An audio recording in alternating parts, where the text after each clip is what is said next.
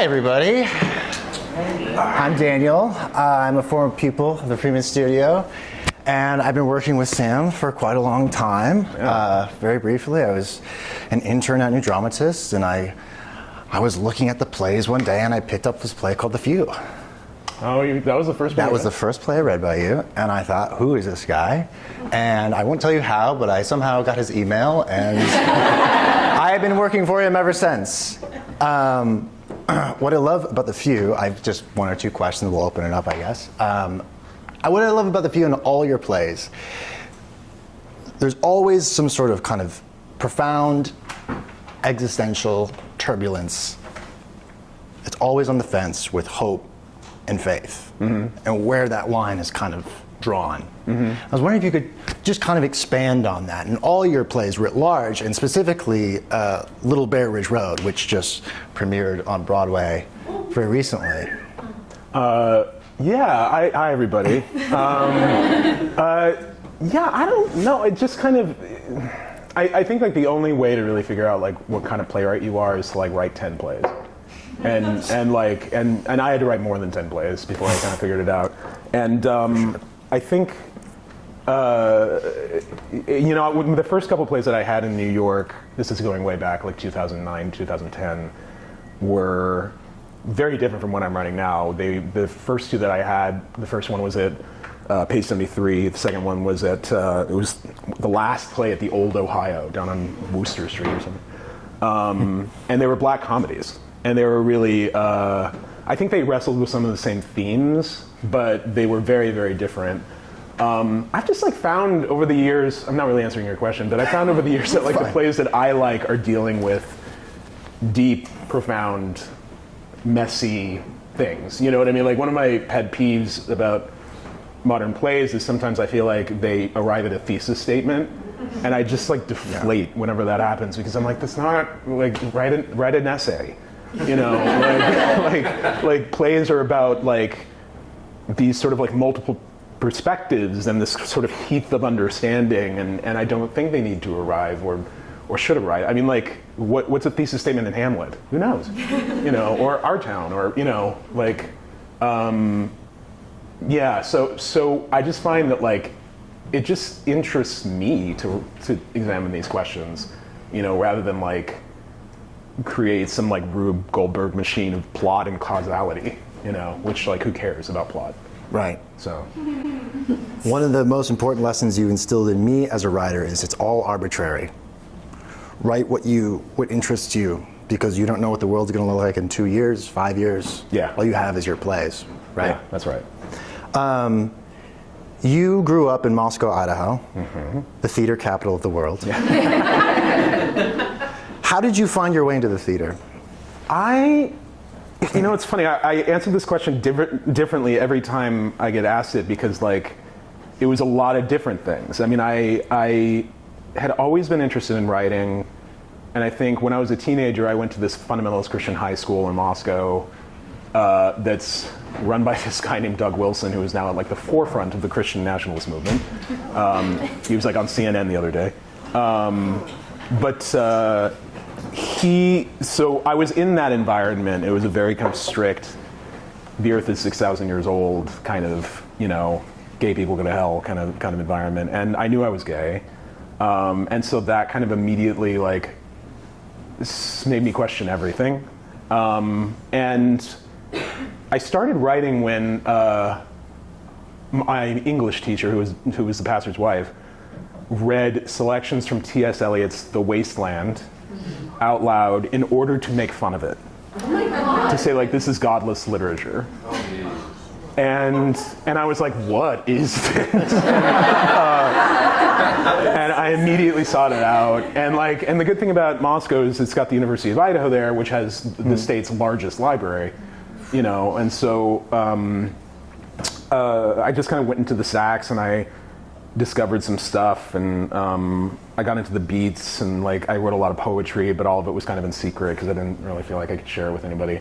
But then I was outed when I was right around my 17th birthday, and I had to leave, so I went to the public school, and there was a guy who taught English there named Crag Hill. He was so cool. he was born Craig Hill, but he had the I legally taken out of his name. He was awesome. And he was the first person I really shared my writing with. And he was so supportive, and I couldn't believe that somebody was like responding to things that I was writing. And I was also doing like community theater and like Idaho Repertory Theater in the summer. And I was like interested in acting, but I knew I wasn't a good actor. I was just like tall and could talk loud, so I got cast in Moscow, Idaho. And it was fun, and I really enjoyed it, but I hadn't really thought of the intersection of writing and theater until I encountered 2 plays. The first one was Our Town, and the second one was Angels in America. And then I just decided, okay, this is it. This is who I am. This is my mother tongue. And I applied to 2 schools. I applied to the University of Idaho and NYU because somebody told me Tony Kushner taught at NYU. He did not. And I got into NYU. And I don't even think I told my parents. And so I went. And I was either 17 or 18, I forget. And I majored in playwriting. And yeah, sorry, that was a very long-winded answer. I'll take it. I'll take it. And then you went to grad school at Iowa. I did Iowa and Juilliard. Iowa and Juilliard. All in a row. And this is my last question, really. At Iowa, I believe you met John, right? Yes, and my husband. John Baker. You have such a kind of beautiful and unique relationship with John because you two work together. Yeah, John is a All the dramaturg. He's worked at many different theaters. He worked at Williamstown. He worked at Woolly Mammoth in D.C. He's not interested in writing plays. He's only interested in developing them, which is great for me. But yeah, we kind of met working together, and it's still like he's the first person I go to with anything. He's brilliant. Yeah, no, he's, and sometimes it really is like we've gotten to the point. I mean, we've been together for 21 years now, so it's like it's gotten to the point where he can be like, that doesn't work, and I'll be like. And it's tough to hear, but it's like, he doesn't have that relationship with other writers. Right. I imagine he's the first one to read the first drafts? Oh, God, yeah. Yeah. Yeah. And what is that like working on a regular basis in production, say? Productions,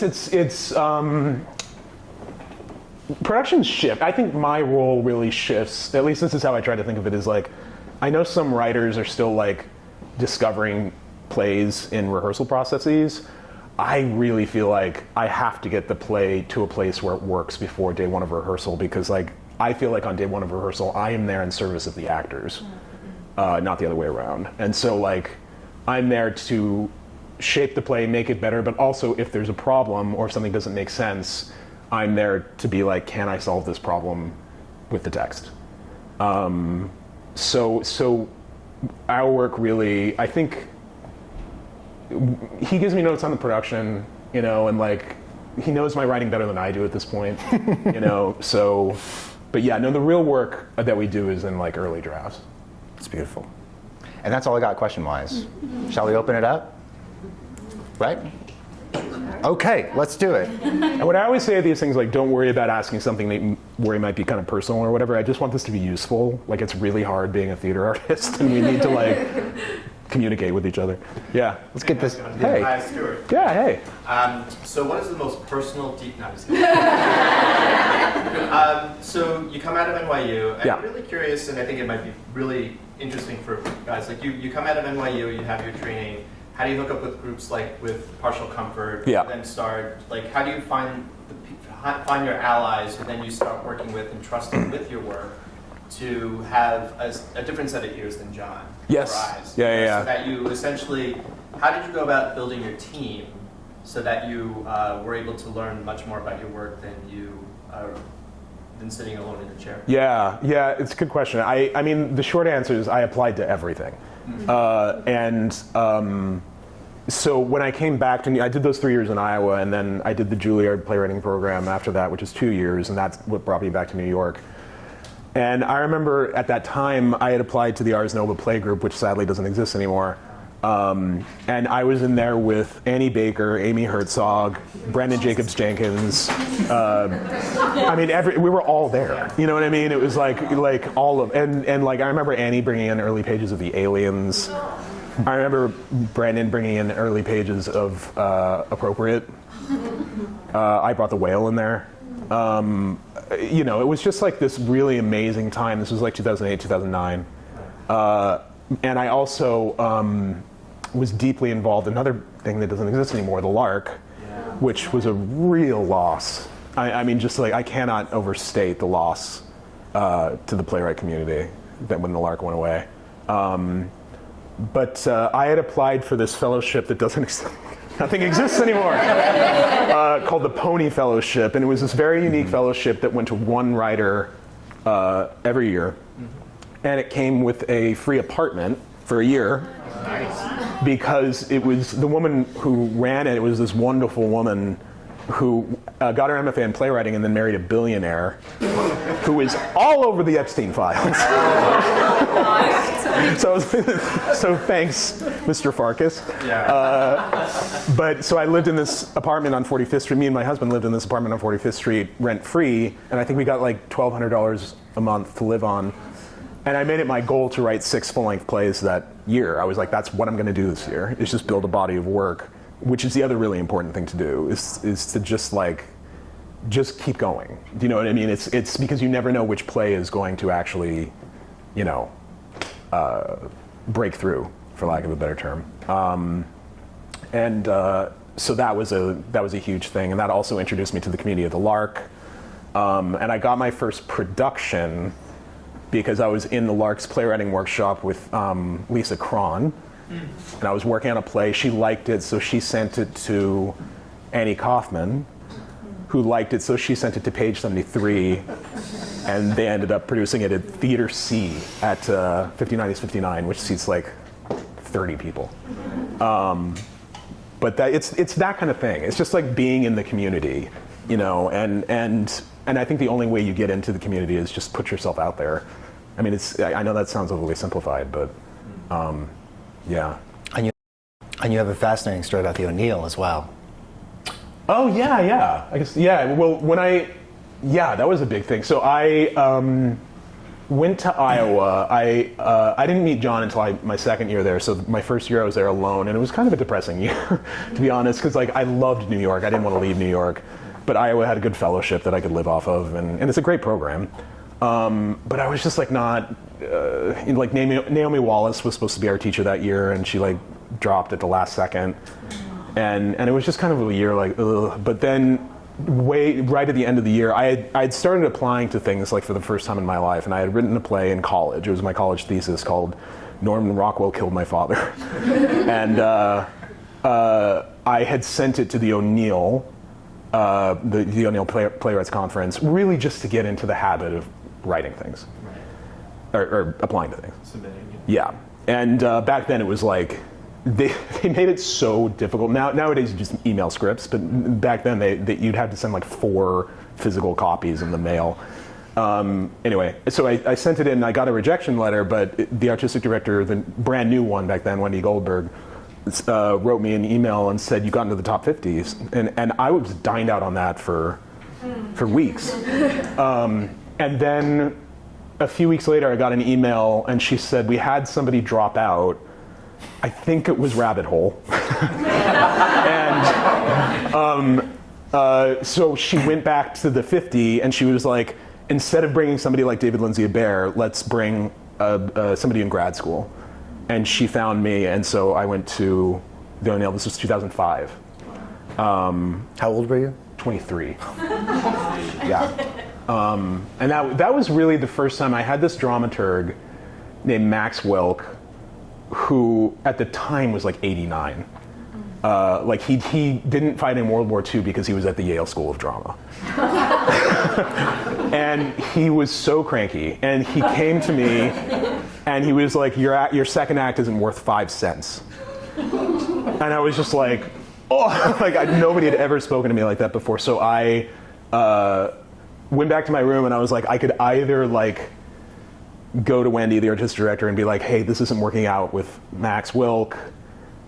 can I work with somebody different? Or I could just like go with it and rip it apart. And for the first time in my life at age 23, I actually rewrote a play.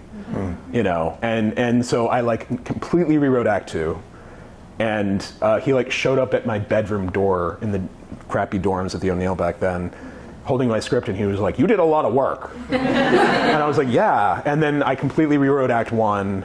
I don't know if the play got better, really honestly. Like, but it was like just so important for me to know what it is to just like rip a play apart, and not be afraid to rip a play apart. So yeah, that was very formative too. Cool. Nice. Thank you. Hi, thank you so much for doing this. Yeah. I'm Joe. What does your average writing day kind of look like? How do you start? Do you have special routines or any kind of rituals you do? You know, I have an 8-year-old, so it's kind of like I live on her schedule. I wrote large parts of Little Bear Ridge Road at a crappy trampoline park outside of Boston. So I kind of write wherever I can. I'm not very precious about it. I'm also not a daily writer. I kind of wish I was because I really enjoy it. But I write in concentrated bursts. Like I've written plays in less than a week sometimes. You know what I mean? If I feel like if they're fully formed in my head, I can just kind of, then it's about sitting down and working. So yeah, it's sporadic. It's kind of all over the place. But I also like writing.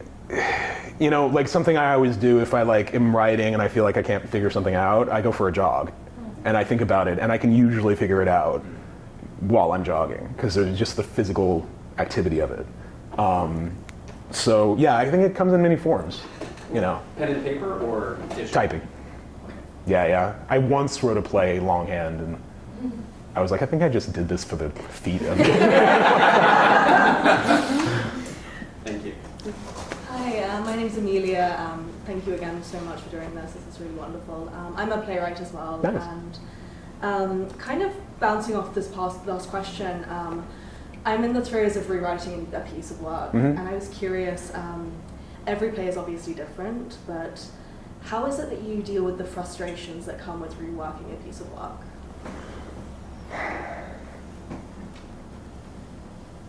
I think, oh boy. I have just gotten to the point, this is not going to be very helpful, but I feel like early on it was a struggle. It was really just like, especially if you felt like you weren't making something better. But I don't know, I've written enough plays at this point in my life that I just thankfully just really enjoy it.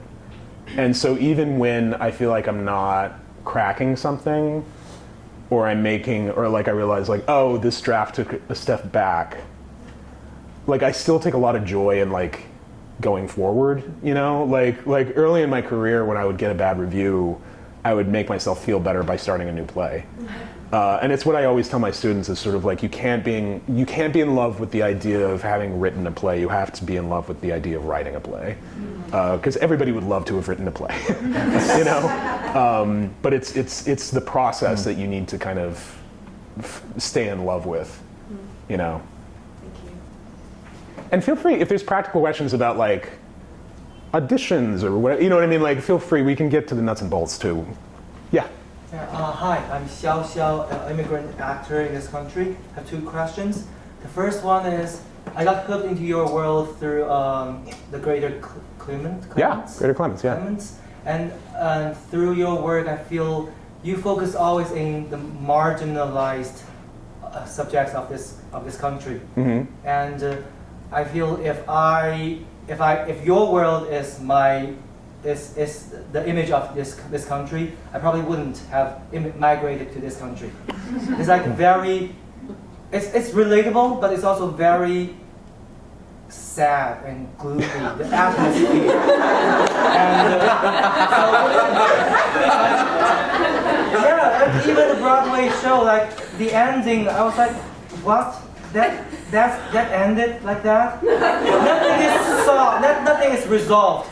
So my first question is that what leads you to that kind of grayish world, to those so flawed character? What's the main theme, question you try to untackle or tackle? Is that Yeah. tackle as an artist? And then the second question is, now you have Oscar-winning work, you have Broadway produced work. How much control do you have over your work? Like, do you have control to say, oh, this work, for example, the Broadway show is in a living room, but then it's in a Broadway house. So a lot of us, like, we cannot afford the ticket, then we sit so far away for an intimate play. And also about the casting, like, can you decide on what kind of character actor you want to cast? So how much say do you have on your work at this stage of your career? Yeah, no, all very good questions. I mean, it's funny, Greater Clemens is by far my darkest play. Like, I wrote that, like, I started writing that, like, pretty much the day after Trump was elected the first time. And it's funny, I thought the play was very loudly political, but nobody received it that way, which was really interesting. But, I mean, it's about a town that's voting to disincorporate itself, you know, which I was sort of like...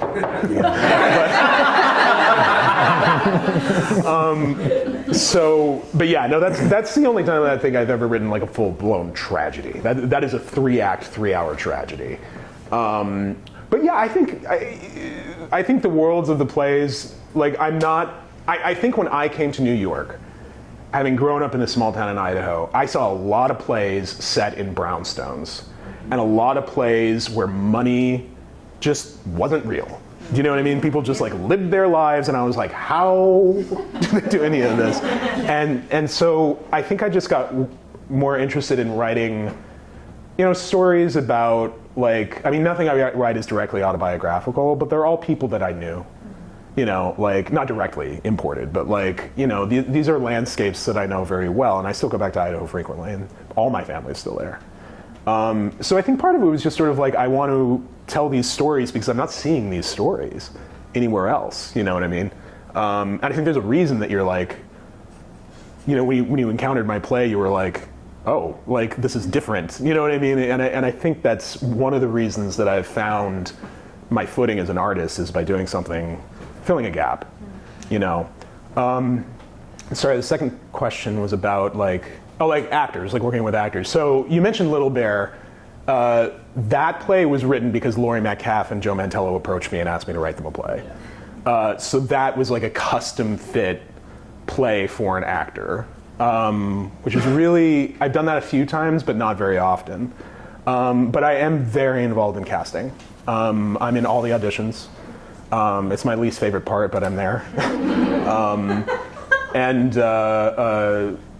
Only because I feel like auditions are just 97% rejection.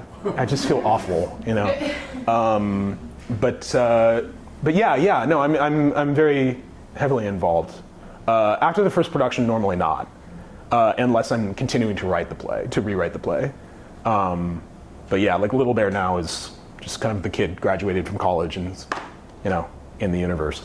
So, did I answer all of the questions? Yeah, the first question, the main theme, you said you fill in the gap, but that's not the main theme or main question you, as an artist, you try to tackle. But as our host says, it's all arbitrary. Arbitrary. So maybe that's it. But that, yeah. Yeah, I mean, that's what you said too. It's like, I think all of my plays, if there is something common other than Idaho, it's that there is this sense of hard-won hope, the emphasis on being hard-won. Greater Clemens being the exception. But I think, like, because I do think it's easy to write, like, cynicism is very easy, and it masquerades as intelligence, it masquerades as education, but it's easy and kind of dumb, to be honest. Like I think optimism, or a sense of optimism at least, is like way more interesting to me, but I also don't want to write plays where people don't struggle. Do you know what I mean? Because that's not how I see this country.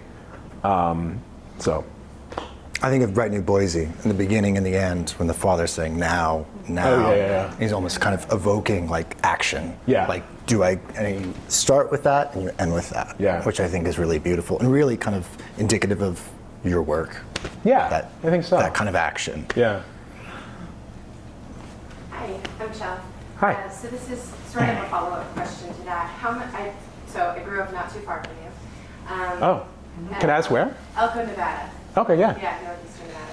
So I guess when you're writing, because you were just talking about writing these stories and sort of filling this gap in New York around sort of things like that. How much do you actually keep in mind the New York audience writing it or watching it when you're writing it through that lens, or do you throw that away and not care about that at all? I kind of throw it away. Okay. Yeah. I just can't. Like, if I'm trying to figure out a play, when I'm like making a play, like I can't have an eventual audience member in mind. I mean, obviously I'm writing for an audience, and I want my plays to be accessible and, for people to have an evening. But I can't really burden myself with that. But it's funny, I did, what's that program? Morning Joe a few months ago. And Al Sharpton was like, "Were you worried about setting a play in Idaho?" And I was just like, no, because I think I do think there is some vein in New York audiences of sort of like, oh, these people, you know what I mean? And like, I especially felt that when I had a play at the Mitzi Newhouse in Lincoln Center. I remember there was one night where one of the characters says, I should go take a shower, and somebody full-throated said, "I'm surprised they have running water." Oh. So there definitely is that vein, but I think it's few and far between. I think most people are like really open, because like ultimately the plays aren't about Idaho. It's not like Potato Farmers. It's like they're Little Bear is about an aunt and a nephew struggling to reconnect, and they're universal themes. Yeah. Thank you. Yes. Hi, I'm Hannah. Hi. I particularly love A Case for the Existence of God, Thank which you. is a great one if you want some more diversity of hopeful. I have a kind of nitty-gritty business side question. Please. I'm kind of, for the first time, navigating pitching and working with reps, literary team, and navigating like that. And I'm curious for you, like I have no idea what I'm doing in that sense. And as you've navigated like deals and reps and Hollywood and like pitching to probably executives, how have you dealt with that as a very different space than your like creative home, playwright? Yeah, it's tough. I think you just kind of have to turn it off a little bit. I mean, the only godsend about pitching nowadays is mostly over Zoom. I remember the first time I pitched a pilot, I had to fly myself to LA and go around, and you're just doing a little play for people. And it's so not my skill set. I'm not a performer. But you just kind of have to swallow it and be like, just admit to yourself, like, these executives are listening to these all day long. Like, how can I just make this kind of interesting, maybe funny, and I also just like, if I'm working with a producer, I lean on them. But it is, I don't like pitching. It is not great. But I also have, there's a lot of like negative stereotypes about Hollywood. I've met a lot of great people, doing film and TV work. I of course prefer the theater, but I can't get health insurance for my family, or enough money to pay my mortgage. At this point too, like I have a very deep relationship with FX. I've sold them several pilots at this point, and I just sold one a couple months ago. So that feels like, okay, we have a relationship. Unlike almost every other network, the executives there have been the same for the last decade. So you find your people. You wrote for Baskets as well. Yes, the only time I ever FX. staffed is I wrote on Baskets. Yeah. For 4 seasons. Do you switch like your brain a little into a more commercial space with it, or depending on the project? Yeah, I think of film and TV. Baskets was different. I adored that show, and I adored writing that show. And I think I was the only writer who was on all 4 seasons. Is that right? It was also a very small. I don't think we would get away with it nowadays with the new union rules. But like the second season, it was me and one other writer, and the showrunner. But it grew a little bit after that. But But that was a great experience. But I did, I was like, the trick of that show was sort of like you can write a dramatic scene, and then Zach just needs to walk into a plate glass window, and like the creator Jonathan Kreisel called it slapstick drama. But going back to your question, like you do shift. I mean, I think film and TV, the big difference is that you don't own your work in film and TV. And in exchange for that, we have collective bargaining and minimums. A lot of stuff that we as playwrights do not have. But as playwrights, I own every single word that I write, and nobody's allowed to change it. The fact that Darren shot The Whale pretty much word for word is very uncommon. So yeah, I mean, I think, some of the jobs I take, I just try to look at them as sort of like going to the gym. Like I remember I did a bunch of rewrites on this Sesame Street movie that never got made because of COVID. And it was so much fun. It was just like, and I took my kid was a baby then, I took her to meet the guys. I mean, it was amazing. You're like flexing different muscles. Totally. Yeah. And you're like, you try to meet the project on its own terms. Is there anything, sorry, one more. Last Yeah. Is there anything, like any mistakes or as you've figured out deals or working with these people, it feels a little like Wild West of people wanting to do the sneaky things. Yes. And I'm just curious if you had any like things you've learned from mistakes of like, oh, I wish I'd known. I remember I wrote this pilot for Ed Norton's production company that never got made, and I was working with an executive there, and I mean, he had me do probably 40 drafts. And in retrospect, I was like, that's not okay. You know what I mean? Like, there are steps in the contract for a reason. And I should have put my foot down. But, it was like one of the first deals that I ever got. So I was like, and I looked, a few years later, I looked at the script and I was like, oh, his notes weren't good. Like the thing about these executives is like that guy was an executive because he went to college with Edward Norton. Like, these are not the brightest bulbs. You know what I mean? Like, they're not, there's a lot of great ones, but there's a lot of people who just kind of like knew somebody who had a dad who would, you know what I mean? Just like, it's a lot of just like social networking, and they all want to pretend like they have the answer, they have the lightning in the bottle, they can get the next big hit show, even though like the hit shows are always ones that are original and new and fresh, but then like all the notes you get and all the suggestions you get are just to copy things that have already been made, so it's frustrating. It's frustrating, but it can also be rewarding. Do you have to listen to them? Yeah, I mean, I don't think I've ever encountered an executive where I'm like, I disagree with that, and they're like, too bad, write it anyway. But like, yeah, I mean, you're being paid, it's labor. Yeah. You're being paid to produce something. So yeah, it's just different. Let's move on. Hey. How's it going? I'm Katie. Hi.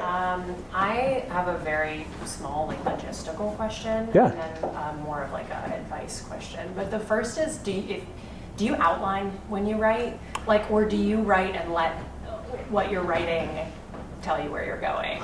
It's a good question.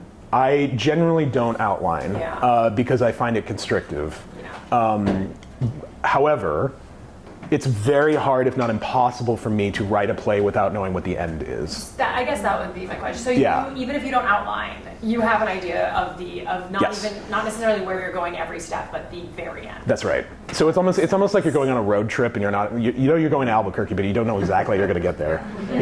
And because then that allows you to surprise yourself along the way. And then does the ending sometimes change? Yeah. Do you generally end where you think you're going to end?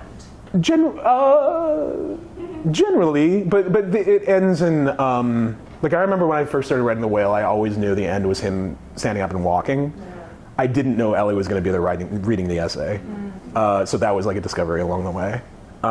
So things like that, Yeah. You learn things about the play while writing it. It's something I'm always telling my students. I haven't taught in a while, but when I did teach, I would tell my students, I found myself saying over and over, loosen your grip. Mm-hmm. Like you're holding on way too tight, like there's no oxygen. You have to let yourself write something without burdening yourself with making it good or making it razor sharp or funny or whatever. You just need to give yourself space to figure out the people and the world. Makes sense. If you were able to go back and give yourself advice with the very first play that was ever produced of yours, Yeah. full professional production, and you were the playwright in the room for the first time, is there any advice you would give yourself now? Be like Like in the production process? yeah, like as like a playwright in that room and for the first time, and like I don't know, like if you could be like, don't be so scared, or like I don't know, take more ownership over X, Y, or Z. I would say exactly that. Like the first production process that I had in New York. I mean, obviously I had like academic productions, but the first production process that I had in New York, I remember. It was this play that like read really well in readings. But it had been so long since I had seen my work on stage that I was writing a play for a reading, not a production. It was a black comedy that had 18 scenes that were all different locations. And I remember we were rehearsing, and I went to the director and I was like, well, how are we going to do transitions? And he was like, we'll figure it out in tech. And I remember thinking, that's probably not good, right? But I was like, I'm new, like we'll figure it out. And we got into tech, and it was a bit of a disaster. So I would like, even though it might be your first production, you know your play, and yeah, I just would have like maybe, be a little bit more bold in the way that you engage here. Don't be a jerk, but pipe up, Thanks. It was very amorphous. I mean, just kind of reading the early draft of Little Bear Ridge Road and then reading the final draft. It's a very different play. Going back to how kind of loose that, kind of journey is for you. Yeah. For sure. Hello, my name is Salma. I had a question about casting. Yeah. I was listening to a podcast on the way here, and they were actually talking about being behind the table, and something that keeps coming up now is no matter how good an actor is, if they don't have a large social media following, they're kind of like, well, they don't really have much to offer us. And I was just curious, like, what your thoughts are on the role of social media in terms of casting, and how it might differ in film and TV versus theater, if it's equally as important or... It's way more meaningful in film and TV. Right. Way more. I don't care how many Instagram followers somebody has. I don't even pay attention. Yeah. Do you hear it a lot from casting directors or not so much? I mean, sometimes they're like, if we could cast a name in that, you know what I mean? But like, generally they just want one. If you are doing that, generally speaking, they just want like one person to anchor it. Do you know what I mean? Like we had Laurie Metcalf in Little Bear Ridge, so like we could cast whoever we wanted in the other roles, but off Broadway really kind of doesn't matter. I mean, like, look, a theater always wants a famous person in a play because they can sell more tickets. Yeah, exactly. But like I learned something really important, and I think I was having lunch with the artistic director of Signature. So I had a play there about a year ago called Grangeville, and originally Brendan Fraser was going to be in it, not because I wanted a famous person to be in it, but just because I love him and I think he's great. And he wanted to do it. And so, but at the last minute, he had, I can't really bring it up, but he couldn't do it, like at the last minute. And I was so worried because I was like, fuck, is this going to really hit ticket sales? And interestingly enough, when I was having lunch with Emily Schutz the other day, she was like, I was looking back at ticket sales. Ticket sales spiked when we announced that Brendan was gone. And I was like, what? And she said, yeah, I think it just reminded people, like, oh, this play is happening. And people were like, oh, right. So like, I think we put way too much weight on, I mean, unless you're like George Clooney doing that thing, it just, I don't think it matters as much as people think. And on top of that, but Paul Sparks should show up. Oh yeah, up, Paul right? Sparks was a fucking revelation in that role. Yeah, amazing. It was amazing. Yeah, so good. Yeah. Good news, thank you. Hey, my name's Eli. I'm an actor in the city, and the thought always comes up for auditions, like, I guess I'm curious, the person that you eventually cast, are they often like, wow, they really got my character? Like the character that I thought of, they fit that really nicely? Or is it, wow, I didn't really think about that character in that way, that's so interesting, they've changed my mind about the character in specific ways? what do you find is more often the case? I think, honestly, this is probably a frustrating answer, but it's a mix of both. Like, I don't think I've ever had somebody come in and do something that was wildly different than what I thought it was and be like, oh, right, that's better, you know what I mean? But maybe that's happened. I shouldn't say that concretely, but normally it's like, oh, they get the person, they're the guy, but also they're just bringing something that is fresh and like exciting, and like they're doing it in a way that like is just, you know, I often think of like plays, unlike any other type of writing, including screenwriting, are really kind of scores. It's you're sculpting time and space, and when somebody can really sculpt that time and space in a way that's like engaging and kind of enlightening, and it's just such a joy, you know. It's like it's why one of my pet peeves is in auditions is when people struggle to get off book and then they either get it wrong or add a bunch of like uhs or ers or because I write a lot of that stuff in my plays anyway, so it's like it doesn't need any more, you know.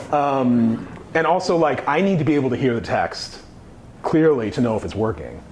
So if somebody comes in and kind of like gets jazzy with it, I'm like, I can't hear it. You know, like, yeah. Yes. I was wondering, do you ever struggle with like balancing, or I don't know if it's a balance, like being yourself versus being what other people want you to be or like about your work versus maybe what really resonates with people and people need to hear from you as a writer? That's a good question. I mean, I think I've kind of just been around long enough and I've written enough plays that I think nobody's going to show up to a play of mine and be like, what? You know, like, you know, which, I mean, some writers aren't like that. Some writers really reinvent the wheel with every play. I'm not really interested in that. I'm interested in kind of creating a body of work that feels like short stories in the same collection, you know? And I think that's why people show up to my work, because I've taught them who I am as a writer. And I've seen all too often like younger writers trying to write toward some perceived expectation of what audiences want, and it just doesn't work that way, you know, especially in the theater. And I think it's going to be becoming increasingly more so with the rise of AI. I think people are going to want authenticity. They're going to want authorship. They're, you know, like nobody is going to be interested in seeing the play, even if it has only famous people in it, the play written by AI. Nobody's going to want that, you know. And so I think like in the theater, individuality is a real asset, in a way that it's less so in film and TV. You often describe plays as like journeymen, which I always liked. Yeah. You know, not being precious. Yeah. Writing 50 plays or more. Yeah, exactly. Yeah. Please. New dramatists used to send out this play subscription service where they would pick a playwright and then they would send like hand-picked plays that they recommend. Are there certain plays that influenced you as a playwright, or like new things that you've seen recently that have been like inspiring and exciting? Yeah. New Dramatists did that? I didn't know that. Yeah, they just continued it like this year. Oh, that's so interesting. I didn't know they did that. I have been most inspired by, I mean, it's all those people in the Ars Nova play group that it's all my peers that I continue to just be like, you know, I mean, I'm a Tony voter this year, and so I'm seeing almost only Broadway, unfortunately. But I can always find like stuff of value, stuff that really like sings, you know what I mean? Like even if it's not the whole thing. You know, and I just like, I remember when I saw Godot and Brandon Dearden, his Pazzo was so good and kind of reinvigorated Beckett for me, and I was like, oh right, that play, you know. So it's less like, you know, I'm always going to be interested in the new Annie Baker play. Always. I'm always going to be interested in the new Brandon Jacobs Jenkins play. Always.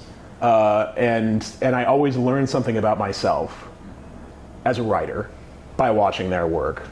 And maybe it's because I've just known them for so long. Amy Herzog is the same way. I mean, like, really, anytime she writes anything, I'm there, you know. Yeah. Yes. Hi. Hi.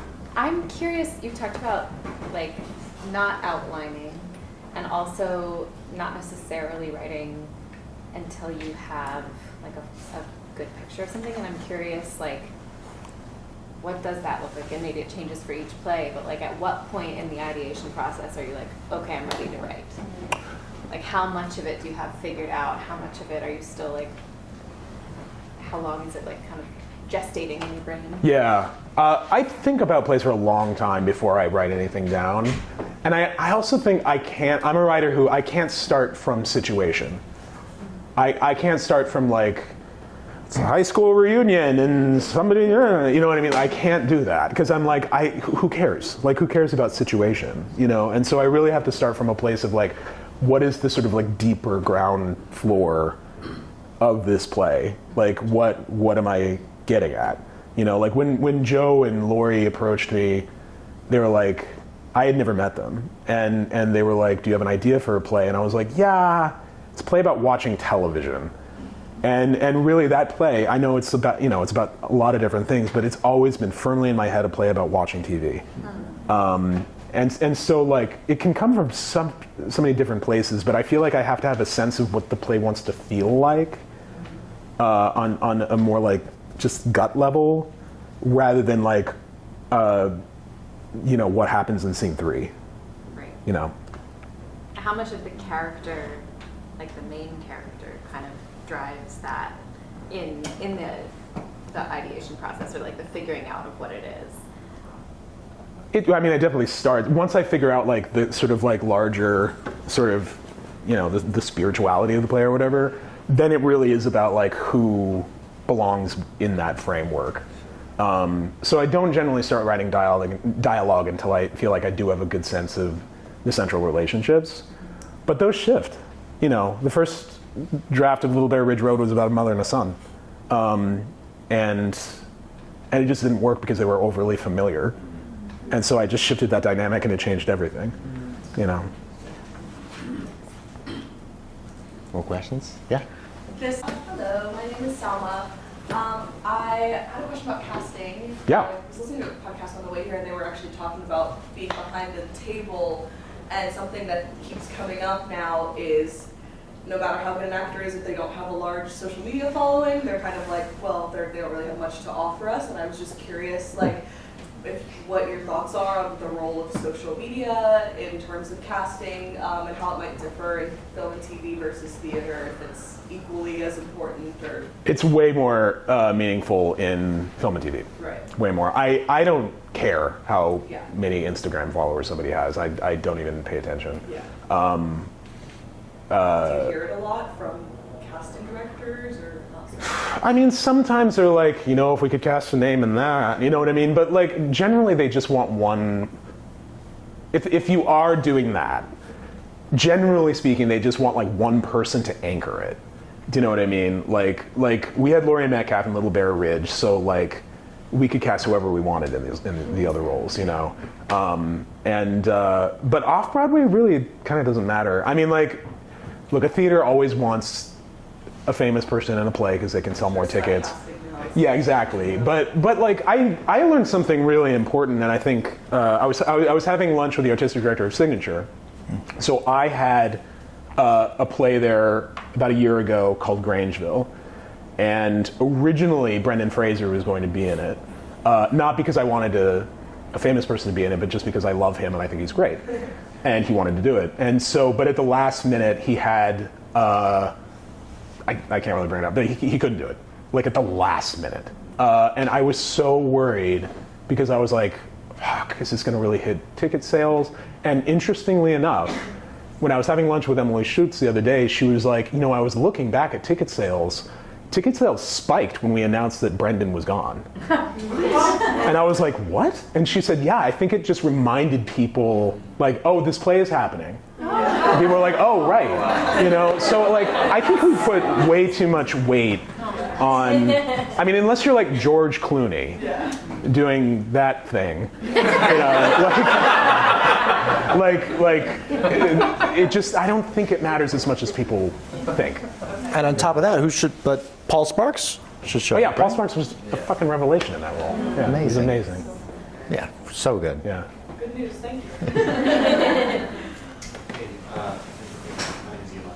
I'm an actor in the city, and the thought always comes up for auditions, like, you know, I guess I'm curious, the person that you eventually cast, are they often like, wow, they really got my character? Like the character that I thought of, they just like, they fit that really nicely. Or is it, wow, I didn't really think about that character in that way. That's so interesting. They've changed my mind about the character in some ways. What do you find is more often the case? I think, honestly, this is probably a frustrating answer, but it's a mix of both. Like, I don't think I've ever had somebody come in and do something that was wildly different than what I thought it was and be like, oh, right, that's better, you know what I mean? But maybe that's happened. I shouldn't say that concretely, but normally it's like, oh, they get the person, they're the guy, but also they're just bringing something that is fresh and like exciting, and like they're doing it in a way that like is just, you know, I often think of like plays, unlike any other type of writing, including screenwriting, are really kind of scores. It's you're sculpting time and space, and when somebody can really sculpt that time and space in a way that's like engaging and kind of enlightening, and it's just such a joy, you know. It's like it's why one of my pet peeves is in auditions is when people struggle to get off book and then they either get it wrong or add a bunch of like uhs or ers or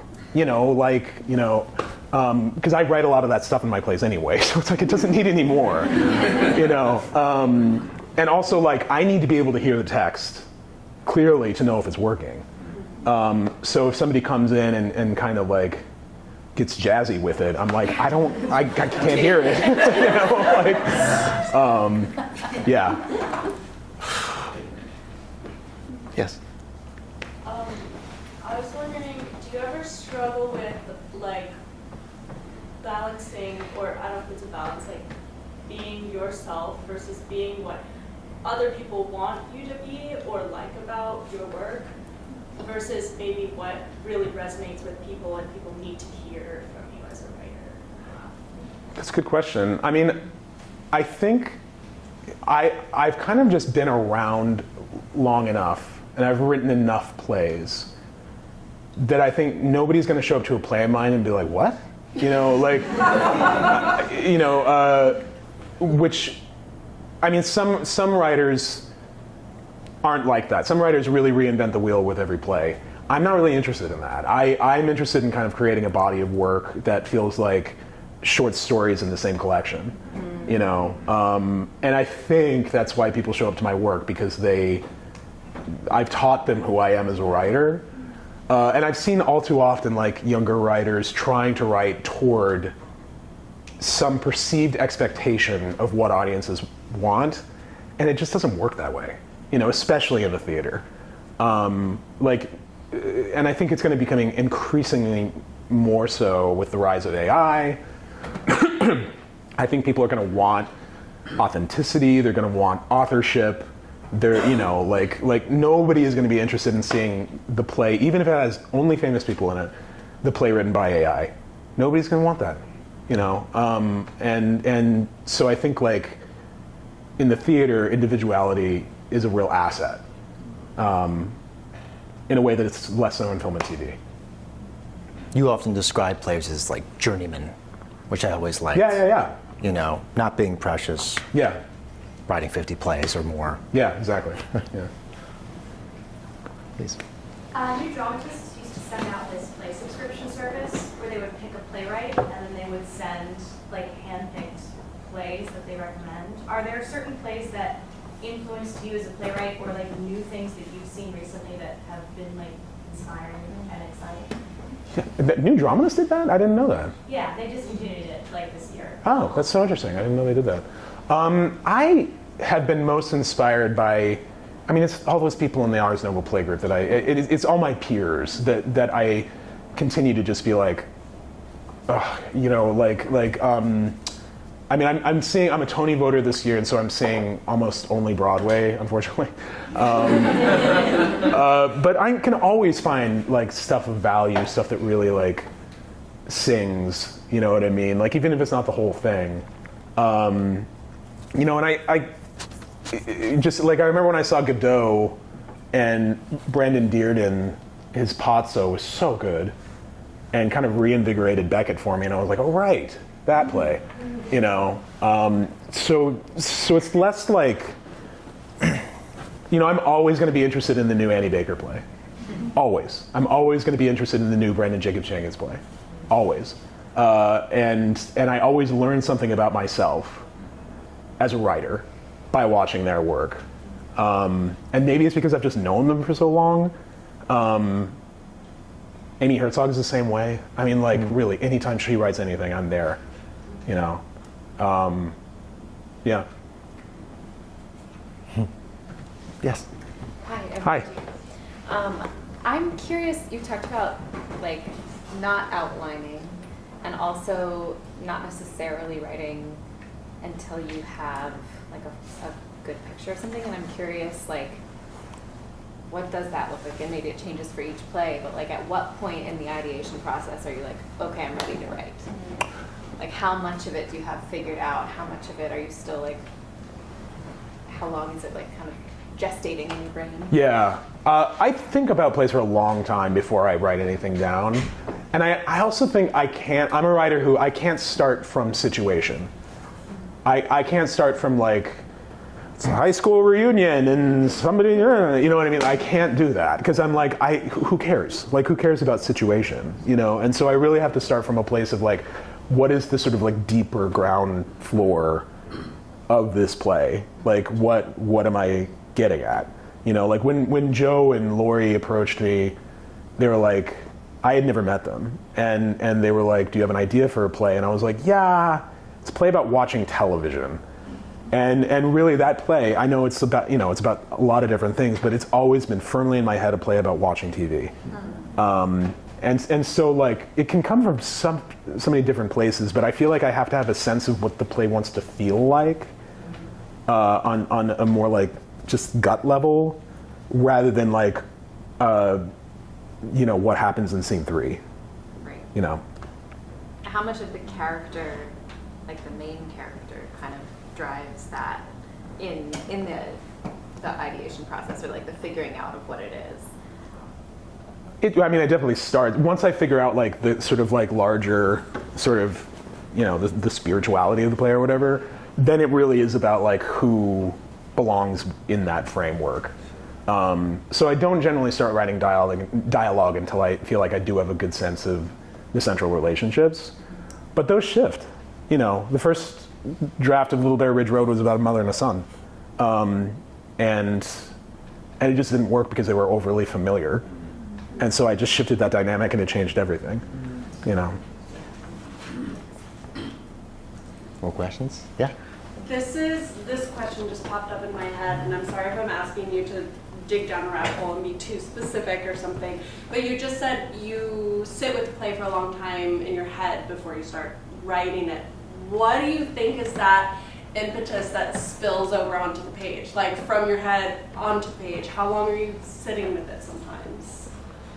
It depends. You know, it's no. It really depends. I mean, sometimes it's really quick. Like sometimes it just kind of something occurs to you and you're like, you know, and sometimes it comes from strange places. You know what I mean? Like Grangeville that I mentioned, like that came from during COVID. Signature asked me to write a play for Zoom. And I was like, okay, and I started writing it, and like 12 pages in, I was like, I hate this, but I like the people, I like the guys, the two half-brothers. And so then I was like, maybe I can use that sometime. And then when I was in, part of that play is set in Rotterdam, and I was in Rotterdam because they were doing a case for the existence of God there, and I went to this museum, and they had this American artist doing this exhibition of like miniatures. and they're like gas stations and things, and something about that sparked, and I just kind of related it back to the brothers, and so I made one of them an artist who lives in Rotterdam and moved from Idaho many years ago. So yeah, like that one just sort of like you're connecting pieces, you know. That is helpful. I often find that plays don't come from one place. Like you really have to kind of like triangulate, you know.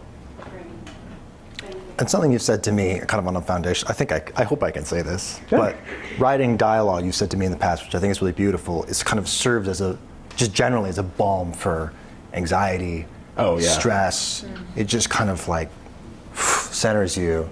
And then the second draft is that musicality that you talked about earlier, which I think is just beautiful.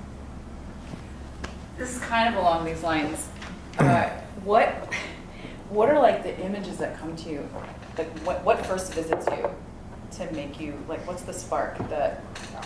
What type of spark might there be that like comes to you and you're like, oh, that might be a play, or is it like somebody tells you, I want you to write something? I mean, that's different. But like, is there ever anything you're like, oh, I want to investigate this, or what's the? I think that's the right word, is investigate. It's like usually it's something I'm puzzled by this in a way that makes me emotional. Okay.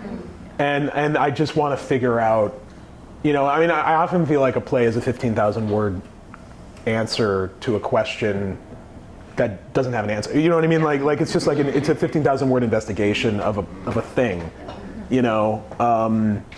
And often it comes from personal places. Like I said, I've never written anything directly autobiographical, but they're all kind of like funhouse mirror versions of things I've felt or gone through. But yeah, it's like I really like it. I usually get attracted to something, to an idea, if I'm like, I have trouble like putting my finger on it. Like what? You know, what like what is that? Like I remember A Case for the Existence of God. This is a 2-character play that's set in a cubicle, and before I started writing it, I was like, I don't think they stand up until the last 10 pages. And I discovered a lot about the play while writing it, but it really was just sort of like, for some reason, that was just like occupying me. It was like, bother is not the right word. It's like just residing in me. Of just like, I just had this thing where I like wanted to write this play about these 2 guys in this cubicle and this loan. You know, which feels, and I was just like, why do I want, you know, because it feels so deeply untheatrical. But I just find that oftentimes those are the impulses that like really pay off. Because again, if I started with like, you know, I don't even know, like high school reunion and somebody's killed themselves and now they have to, you know, those kinds of like situation-y places to start. It's just like, the wheels just spin, you know. Thank you. Yeah. Hi. Hi, I'm Daphne.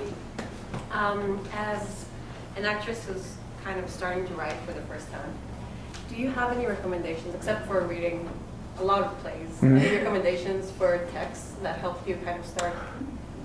Like, how do you playwright? What do you like? Where Very good question. Yeah. There's not a lot of great ones. I mean, there's one that actually just came out. There's this woman, she's a playwright named Sherry Kramer, excuse me. She taught me in Iowa, and she really shifted the way that I think about plays. And she'd been working on a book for like 15 years that finally came out like a year or two ago. The name escapes me. I'm sorry, but if you just look up Sherry Kramer playwriting, I think she's one of our greatest playwriting teachers really in this country. She teaches at Bennington now. Writing for stage and screen. That's it. A perception shift in the audience. That's right. Yeah, her whole thing is perception shift. Yeah, which is a really interesting concept. But I would encourage you to seek that out. And this is stupid, but like it's always good to read the Poetics. Do you know what I mean? Like I know how that sounds, but it's worth it, and it's short. Yes, in the back. Oh, Hegel also. Hegel has some really good stuff. Yeah. Sorry. Hi, I'm Gloria. Hi. I'm an actor, and I've also started producing work, and so I'm curious about how you manage what are the things you like in the producers that you've worked with? What are the notes that you get that light you up? How do you manage that relationship? Because there's so many shifting power dynamics.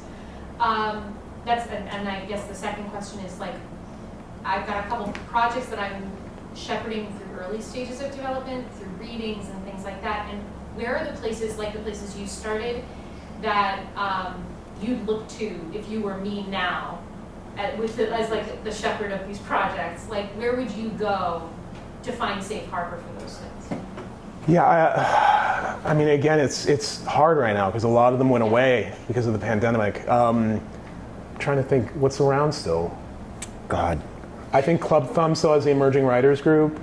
I think Cherry Lane is just starting. Cherry Lane is just starting, and he's leading a playwriting workshop at Cherry Lane because A24 just bought Cherry Lane.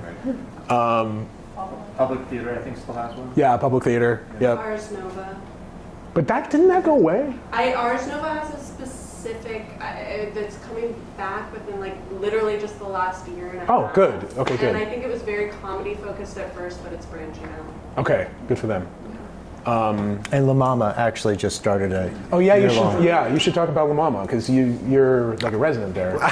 Well, yeah, I was the first year. It's named after, it's a Morgan Jeunesse playwriting fellowship. It's they were kind of still sorting out why I was there, but they were very generous with their time and resources.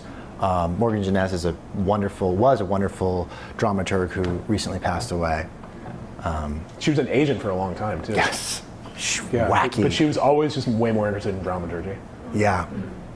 Yeah. I think it was the 70s. She was like sitting in the lobby of like the public being like, I'm not leaving until I see Joseph Papp or something. I don't know. No, she has a lot of those stories. Yeah. But when I met her, she was still an agent. I met her in 2005 and she was still an agent then. Wow. Yeah.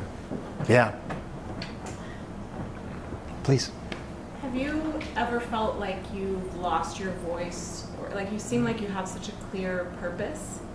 Did you ever feel like that strayed a little bit, and what did you do to come back to it? The pandemic was hard. Newsflash. But I remember toward the top of the pandemic, they asked me to write that Zoom play, and I wrote like 12 pages, and I was just like, ugh. And then I didn't write a play for 2 years, and it scared me because I was like, is this a muscle that is just atrophied, And Little Bear was the first play I wrote after the pandemic, and it was really scary because Lori and Joe had been looking for an old play to do, but they just couldn't settle on one. So, but they knew they were going to do it. They had a slot, and so when they came to me, and I said, "Yeah, I'll do it." About 3 weeks later, on the Steppenwolf website, it said a new play by Samuel D. Hunter, starring Laurie Metcalf, directed by Joe Mantello. and so but it was great because it really made me get back on the horse, and I was just like, thank God that I still know how to do this. But yeah, that was scary. I mean, I've written at least 1 or 2 plays every year since I was 17, and all of a sudden I went 2 years without writing a single one. I was doing a lot of screenwriting work. There's tons of screenwriting development during the pandemic. But yeah, it isn't. I think the muscle can atrophy a little bit, but you don't lose it, Yes. Hi. Oh, I was also going to share that the Cell also has a ton of residencies. What's the Cell?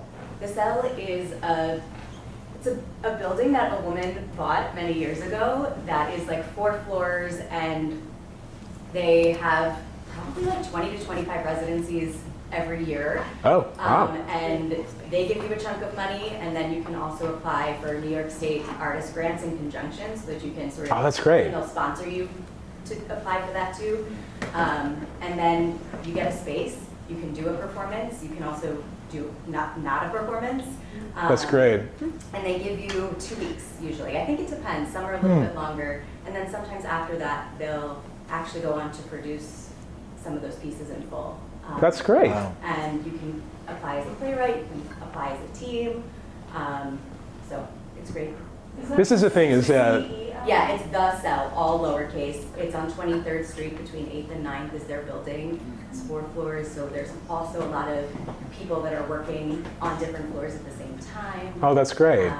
This is the thing, is like theater is like that cockroach that survives the nuclear holocaust. Like as things die, the slots get filled by other things. I just don't know because I'm old. And so like all the things that I did were, 20 years ago. It's been around for a while, but it's not really that well known. There's so much cool stuff that is happening there. And they're really excited, the people that run it, they're really excited in new exciting things. So that's great. But I also have another question, but I wanted to share that. Yeah, please. How often do you work with actors in your developmental phase and process? And when you do, what qualities, and also along with when you're sitting in the audition room, what qualities do you find exciting about the actors that you either repeatedly choose to work with or are drawn to? The answer is yes, I work with actors. The moment I feel like I have a draft that I have rewritten to the point, I have that right now. I have a draft that I'm like trying to do a reading of next week because I'm like, I need to hear it out loud before I change this anymore. My favorite kinds of actors, those actors who could just like make anything sing? I don't want to work with those actors. I want to work with actors who are going to be like, I don't know how to read this line. Yeah. Do you know what I mean? Like who aren't going to be able to fake their way through a scene that doesn't work. I remember I wrote this play called Lewis and Clarkson. It's like a play in 2 parts, different characters in each play set across the river from one another. And I premiered them both out of town because I wanted to kind of give them their due diligence before we did them together here in New York. The person I did all the workshops with and the Long Wharf version of it, R.I.P. Long Wharf, was this actor named Randy Danson. I don't know if anybody knows her. She's awesome, and she just doesn't let you get away with anything. I mean, it's just like, she's just like, it's just not worth it to her. She's sort of like, I don't know why I'm doing this. I don't know why that. And it's so helpful to me. Because I can really like make you write this from a place of instinct and, you're the precious artist writing away, but then at a certain point it's like, no, we need to make this work. Like the house needs to have insulation and windows and like the door needs to work. And I love those actors who really like, not in a mean way, but just like hold my feet to the fire and are just sort of like, yeah, I don't know, yeah. Is there anything to that even in the audition process? Like it's obviously a different room and setting than, around the table workshopping situation, but is there anything to actors that come in with questions, not like a whole laundry list, but like that are intrigued in the audition to ask something? I personally love a question from an actor in an audition. I think it's such an awful construct, auditions, you know what I mean? Like I'm just so acutely aware that none of these actors are being paid to do this.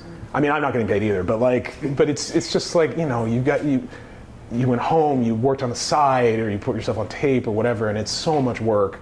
So I really like it when somebody comes in and is like engaging with it, because I'm like, yeah, let's talk about it. I don't know if I can't speak for other writers, but no, I really like that, and it also just like when it feels like a conversation, that always feels really nice. And if you know that like, oh, they're really like interrogating it in a meaningful way, I mean, those are the kinds of actors I want to work with, Directors too. I mean, Joe Mantello and David Cromer and Jack Serio. From what I can glean, there's a pattern there too. I mean, they're all 3 of them in their own ways are very like, they're not going to let anything fall through the cracks. You know, there are those directors out there who are like brilliant directors who can, make the phone book really interesting. But I'd rather work with a director who's really going to push me. Right. Right. Cool. How early are you involved in the casting process? Are you like top funnel, or like when it's called down? And then a follow-up to that is like, do you have like a favorite moment where an actor brought something to text that you didn't see when you were writing it? Boy, that's a good question. So the answer is yes. I'm involved very early on. Normally, the way it works is like, I'll work with I'll just say Dave Kapp because I've worked with him a lot. He'll send me like a raw list of just like 100 names, and I might like check some of them that I'm really interested in. He would probably do a first pass. He would definitely do a first pass before like we get to the 4 days or whatever of auditions and calling people in, which I'm grateful for, because like the other awful thing about casting is that like you could be the most talented actor in the world, it doesn't mean you're right for the role. You know, it's just the sad reality of it. You know, or it's like you don't fit with these other actors that are, you know what I mean? It's just it's so frustrating in that way. And so I think like that first pass is not like bad. It's just sort of like not right. Because like there's no dearth of really good actors in the city. You know, there's such an amazing talent pool of actors here. But it is just about like, it's an art form. You know, casting is like an art form. So I will enter in. I mean, I'll definitely have ideas. You know, there's actors that I've worked with multiple times.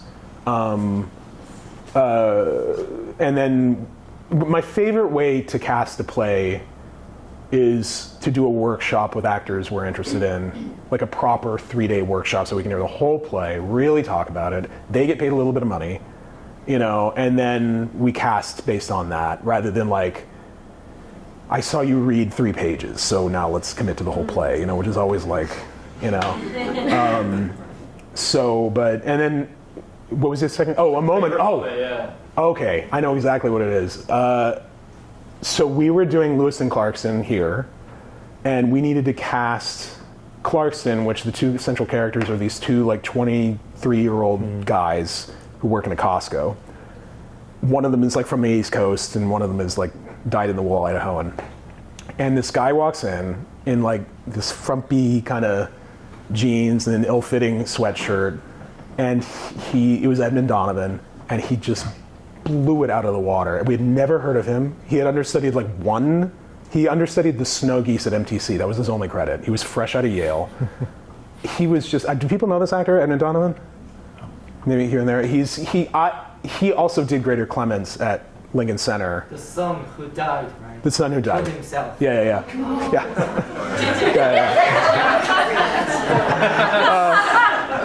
The dark one. Yeah, the dark one. But he was just like a revelation. Like I've never, that was probably I'm sure there's been other moments like that, but he just came in and I was like, and it was Davis who directed it, he was the same way. We were like it was just that kind of joyful moment of pinpoint like what you initially saw in the character when you were writing, and like what maybe was something that you just had a it was Edmund's ability to do, because a different actor had done it in Dallas, who was wonderful, but just the way I describe it is like that character, there's a scene toward the end of the play where that character, the Idaho kid, the kid from the East Coast, like deliberately breaks a really large TV and gets them both fired. And the scene is him basically confronting him and being like, that TV costs $5,000. Do you even know how much that is? That's what I can put toward my college loans after 18 months of working full time. And the way that the actor did it in Dallas was like, it almost felt like he was gonna hit him. And I was just like, no, that's not the scene. The scene is like, he's angry, yes, but it's a deep despair. And when Edmund came in, he just had that quiet despair of this gay kid who's semi-closeted, working in this Costco in Clarkston, Washington. It was just like in his eyes, it was just exuding, but you could still see he was like fighting to be the guy, you know? Yeah, it was brilliant. Yeah. Thank you. He was excellent. Yeah. He was insane. Can I do a quick time check? We should probably just have 1 or 2 others. Got it. Thank you. Hello. Thank you. Yes.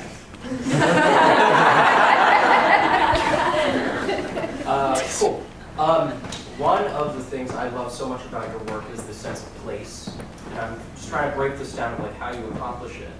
And to me, there's this room tone of characters rubbing up with institutions in America, whether that be the church or college loans or the healthcare system. They feel very deftly woven into these plays about characters, but that like larger themes are present. I'm not sure if it's not a fully formed question, but like how do you consider that weaving? How do you think of the role that those institutions play in the work? Yeah, I think that has kind of naturally come up in my work. I think because I'm interested. I think it was probably loudest in Case for the Existence of God, because it's like this guy caught up in just believing that if he got a loan for $112,000 to buy this land that was once in his family, he can fix his whole life. And the structure of the play is him not getting the loan. And for me, that just like it just roots it kind of effortlessly in a very real America. Part of that, part of the idea for that play, other than the adoption of our daughter, was I was with my dad at his house on Little Bear Ridge Road in Idaho, and he pointed to this house that had like some jet skis, and it was like on the other ridge. And he was like, yeah, the other day this guy showed up and he was asking who those people were, and I was like, well, why? And he was a bounty hunter. What? And it was because they were in all this debt. And I was just like, that just stuck with me. And I was like, they're actually, in an early draft of Case for the Existence of God, that story was in there. But like, it just like, but I think, he's still, that character in Case for the Existence of God says like, people get loans and buy things, like why can't I do that? Like, and that's what I was kind of marveling at in the moment of just sort of like, they bought a house and jet skis and a boat and they're just like in the hole, which is just like so American right now. And so, and then like, yeah, like the healthcare system, Little Bear Ridge Road is not about cancer. But these characters are living in a world where if you get cancer, you're going to be at war with your insurance company, and I think that's worth telling stories about. I don't think like the plays are like thematically about Costco. You know what I mean? Like, but placing him in that world. Lewis and Clark's and the sort of like spiritual backbone of those plays is the sort of failed experiment of the American West, and Lewis and Clark opening up the West, quote unquote, and the sort of like weird mythology of that. And somehow placing Lewis and Clark in a Costco, that cognitive dissonance, like, is just interesting to me. It's like with Brighton and Boise, like, it's one thing to write a play about a deeply religious character and set it in a church. It's another thing to write a play about a deeply religious character and put him in a Hobby Lobby break room. And maybe you can see the guy more clearly in the Hobby Lobby break room than in the church. That's actually like that's me kind of stealing a quote from the late great Robert Wilson, where there's this Einstein on the Beach documentary from way back in the day, and he said, it's one thing to put a Baroque candelabra on a Baroque table. It's another thing to put a Baroque candelabra on a giant rock, and maybe you can see the candelabra better if it's on the rock, which I always just thought was great. I wonder what Liberace thought of that. Yeah. That's a dumb joke. I'm so sorry. Last question. Yes. I think one of my favorite parts of your writing is that it feels like you're wrestling and reckoning with the same things you're asking your audience to kind of reckon with. And I think, as you kind of admitted before, you're not writing towards the thesis. And there's seldom answers, and you seldom tell us how to feel about your characters, which is just so refreshing, I think. Did you ever, in your kind of early writing career, come across people who demanded answers from you or to have a thesis, and how did you fight against that and listen to your intuition? I just had to, I had to really just trust my gut with that stuff. And like, I realized at a certain point that people engage with new plays in a drastically different way than they engage with like a play that's even just 50 years old. And one of the things that I realized I hated about the way that people sometimes engage with new plays is they talk about likability. And they're like, that character's not likable. And I'm like, I'm sorry. Do you ever say that about Hamlet? like it's this weird thing that people are always sort of like, I didn't like the main character. And it's like, so what?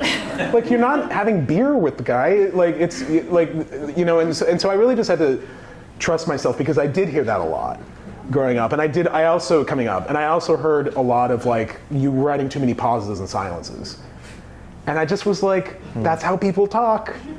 Like, I just had to sort of, I really feel like over the years I've learned so much more from plays I didn't like versus plays that I like. Because if a play is something that I like I'm not going to just emulate it. Like, that's just copying somebody else's work. But if I can see a play and be like, these are the things I don't like about it, and that gives me a sort of a vector to veer away from. And one of the things I realized early on, seeing a lot of theater, especially when I came back for Juilliard, and Juilliard gave you free tickets to everything, and so I saw hundreds of plays. And I realized, like, I don't like theater that's just declamatory paragraphs, you know, da-da-da-da-da-da. I just can't, like, I can't do it. I just, like, power down, because I don't feel like I'm watching people. Like, I saw that play Punch. Did anybody see that play? Yes. Yeah, I mean, a lot of good things about it, but I was just like, oh, like, it was just a wash of text, you know what I mean? And like, and this is just my own opinion, and people can love it, that's fine. It was a hit in London. But yeah, it's just been kind of that slowly articulating, you know, my taste, I guess, and then like pushing my craft toward my taste. One of the things I have playwriting students often do is I was like, I need you to write 10 rules for playwriting that only apply to you. And it's just a way of sort of like articulating the kinds of plays that you want to see on stage, rather than like the kinds of plays you think will get produced, you know. And maybe that's, you know, it took me, you know, 20 plus plays to get to Broadway, so maybe that's the reason, but like, I'd rather do it that way than like writing towards some perceived taste of an audience member X, you know. It's a little rambly, sorry. I think that's a good place to end it, yeah? Yeah. Let's see what they say. Thank you, Sam.